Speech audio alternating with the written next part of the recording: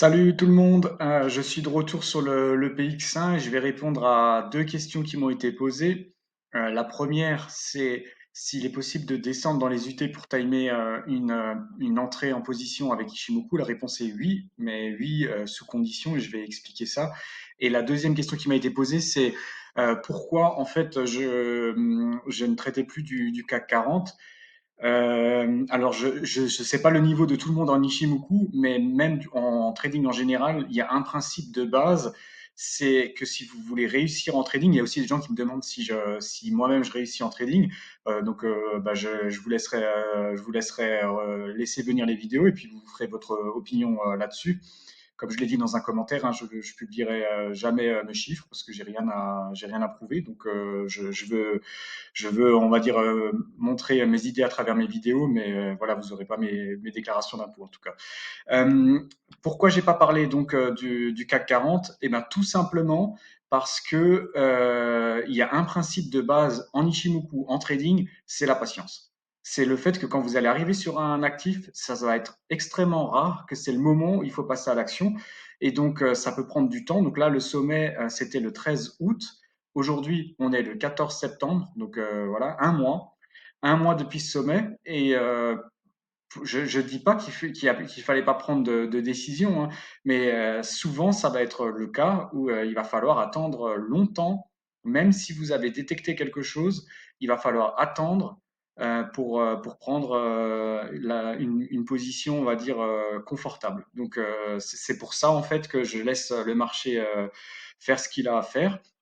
Ici, on va dire, pour ceux qui connaissent l'Ishimoku de façon très simple, et on va rester très simple, on comprend bien qu'on est un petit peu dans une situation, on va dire, entre deux. Pourquoi? Parce que on a eu donc cette vague haussière qui a amélioré le Kinkoyo, le Senkou Span 2, il montre actuellement le demi-prix de cette vague-là.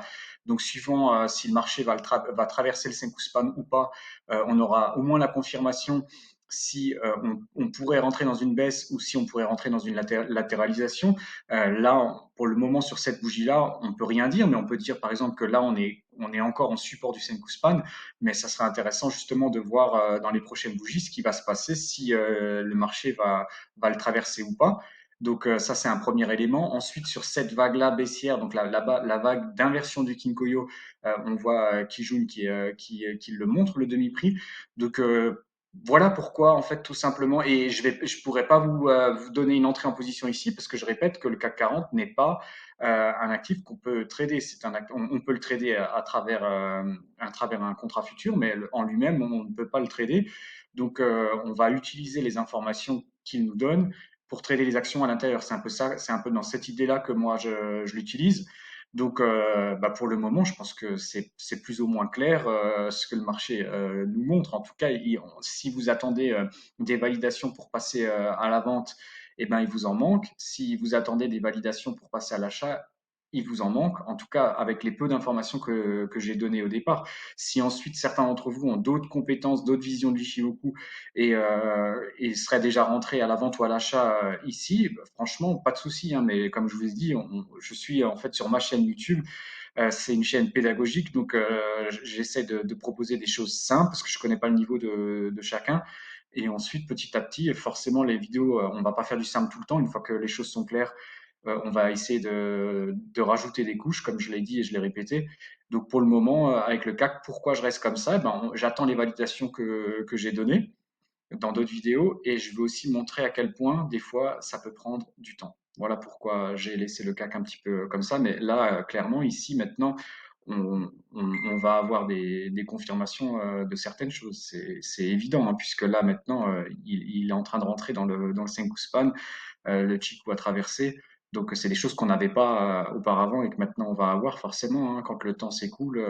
Voilà, le marché, même si on dit qu'il fait rien, dans le sens qu'il fait rien. Pourquoi? Parce que cette vague, si on la considère comme un range, elle n'a pas été cassée. Cette vague baissière, elle n'a pas été cassée. Cette vague haussière n'a pas été cassée. Et cette vague baissière n'a pas été cassée. Donc on a un range dans un range dans un range. Enfin, on pourrait la faire encore longtemps. Donc à bout d'un moment, il faudra quand même euh, si on prenait une décision, se dire dans quel sens le marché va aller. Donc, mais là, on va attendre simplement sur validation. Et ensuite, pour la question qui m'a été posée, si on peut descendre dans les UT, Je pense que la question, c'est si on peut descendre dans les UT. Ah, imaginons que là, c'est un actif qu'on peut trader et que par exemple ici, on a une amélioration du Kinkoyo. Si on attendait des validations, je sais pas, par exemple la sortie du Senkuspan, la mise en mouvement de Kijun, chacun prend ses validations comme il veut. À ce moment-là, on serait rentré peut-être ici autour de cette bougie-là.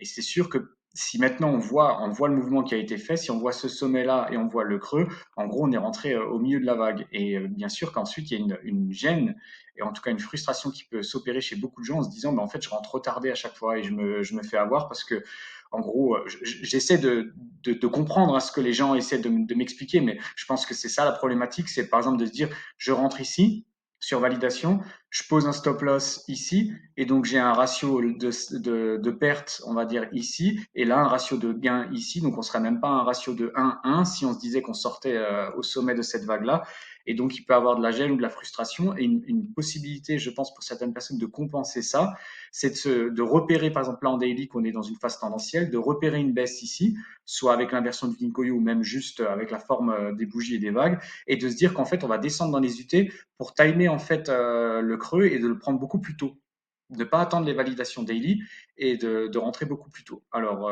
pourquoi pas, en sachant déjà une chose, c'est que si vous rentrez plus tôt sans les validations, eh ben, ça veut dire qu'en daily, vous n'avez toujours pas les validations. Donc l'histoire se répète, hein, j'ai envie de dire. Donc vous rentrez plus tôt, mais vous n'avez pas de validation. Dans ce cas-là, quel intérêt il y avait à descendre dans les UT? Vous auriez pu rentrer ici, par exemple, sur cette bougie-là. Vous aviez la même, on va dire la même chose, hein, voilà. Mais imaginons même qu'on rentre dans des UT basses. Euh, c'est en fait pour moi remplacer un problème par un autre. Et après, tout dépend des compétences que vous avez. Si vous avez les compétences pour gérer un retournement de marché, alors pourquoi pas? Mais concrètement, si la gêne, c'est de rentrer au milieu d'une vague ou trop tard et de se dire qu'on va le timer ici, là où vous risquez de vous faire piéger en descendant dans les UT, c'est de considérer un retournement de marché qui n'en est pas un. Là, on peut voir des vagues de façon bien différente, mais si on reste sur le principe que j'ai dit, des pivots, on avait une vague baissière, une vague baissière, une vague baissière, une vague baissière. Ça veut dire que concrètement, on avait une vague haussière, une vague haussière, une vague haussière, une vague haussière. C'est voilà. Et comme on est dans un mouvement de hausse et qu'on se dit, on va pas trader la correction, mais on va trader le retournement à la hausse.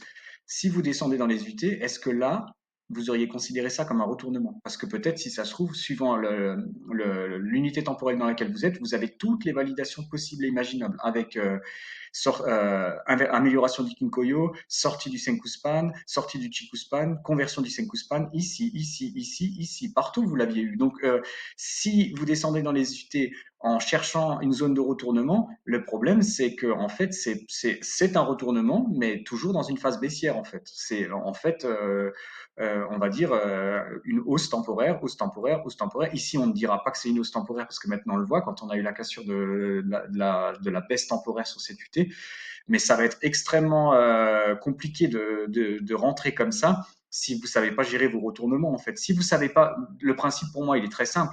Si maintenant je reste en daily, hein, si en daily vous avez du mal à saisir un retournement de marché sur par exemple cette bougie là, vous aurez exactement le problème, voire amplifié sur les UT basses, parce que sur les UT basses, comme je l'ai déjà dit, on risque des fois d'avoir des mouvements un petit peu plus capricieux que sur des UT longues, ce qui est complètement logique en fait. Donc, mais même si on va dire qu'il n'y a aucun changement en basculant, en switchant dans les UT, si vous n'arrivez pas à bien saisir un retournement de marché sur une unité temporelle, vous n'arriverez pas mieux à le faire sur une autre en fait. Donc, c'est déplacer une gêne en créant un nouveau problème. Et le problème que vous allez créer, c'est de vous faire punir en fait en vous disant par exemple bah, ici c'était le creux, ou ici c'était le creux, ou ici c'était le creux. Vous l'achetez, je sais pas, à peu près sur validation. Enfin, j'espère que vous le faites sur validation.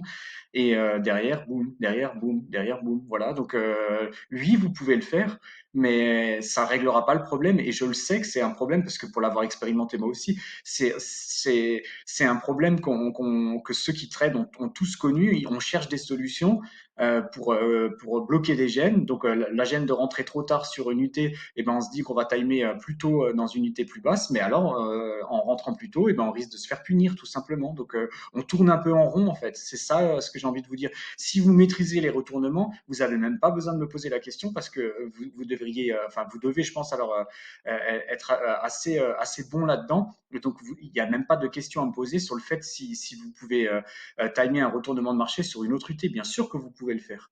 Mais si certains me posent la question, j'imagine qu'ils ont des difficultés à faire.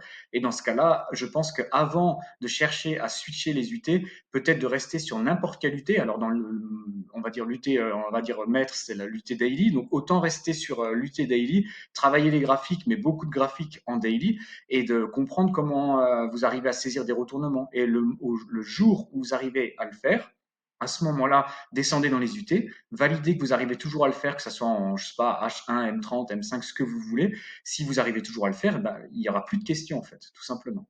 Voilà. Mais en tout cas, oui, bien sûr que dans l'idée, on peut le faire. Mais si vous me posez la question pourquoi moi je switch pas dans les UT, eh ben parce que pour le moment, il n'y a aucune raison de le faire. Si une des raisons, ça serait de timer un retournement de marché, mais que pour le moment, j'ai même pas abordé cette thématique où je l'ai survolé de façon théorique, j'ai pas d'intérêt à le faire. Voilà pourquoi je reste volontairement simple. Et désolé encore pour ceux qui ont déjà de solides compétences en trading ou en Ishimoku, qui s'ennuient un petit peu sur la chaîne. Je vous ai dit, vous n'êtes pas obligé sincèrement de tout regarder, mais je suis obligé de prendre un rythme, on va dire un rythme moyen. Donc voilà, je veux que ceux qui ont déjà des notions en Ishimoku, mais qui bloquent sur des gènes, comprennent comment on va les lever au fur et à mesure. Mais je vais pas dire, ah bah oui, si tu as une gêne ici de rentrer au milieu d'une vague, et ben descends dans les UT et gère un retournement, puisque si le retournement c'est aussi une gêne, et ben voilà, on enlève une frustration pour en créer une deuxième. Je pense que vous avez compris l'idée. Et c'est pas ça que je veux faire. Allez, à plus, ciao.